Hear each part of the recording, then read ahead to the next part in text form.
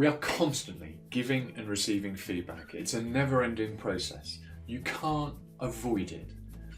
The reality is, a lot of the time, the value of that feedback is pretty low because it's not delivered in the way that we've been describing. And in fact, a lot of it is potentially not even spoken.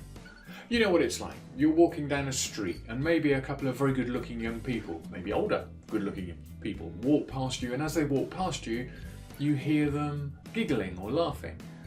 It is really easy to assume that they're laughing at something you've said or you've done or the way you're dressed or whatever.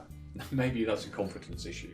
But nonetheless, it's easy for us to perceive that as feedback, and some people would worry about that. But of course it's at the right end of the scale because there's no specifics, you've no idea what they were talking about. And in reality, the chances are they didn't even notice that you existed. But it's an example of how we are constantly scanning for feedback and picking up on things, and it often gets people into trouble. It can be the cause of an awful lot of misunderstanding, it can be the cause of a lot of conflict, because we are so well honed at subconsciously reading these things, particularly the non-verbals. So here's the challenge. It is critical that your non-verbal communication aligns, is congruent with your verbal communication when you are giving feedback.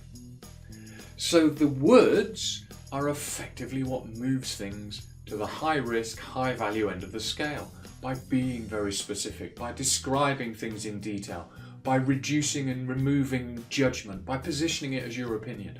Those things are really, really important. But if your body language and the way that you are saying things doesn't match the message, unfortunately what most people will go with is what they're seeing and hearing, not with the words that you actually use.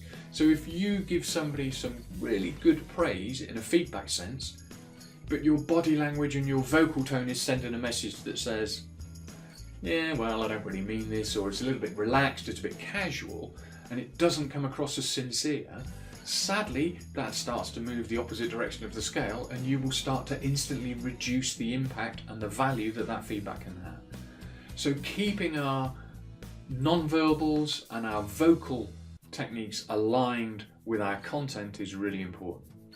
So people will tend to judge what they're seeing first, how you are saying what you are saying, in other words, your tone of voice and your speed and the way that you're speaking, second, and only then will they pay attention to what you're actually saying in your content.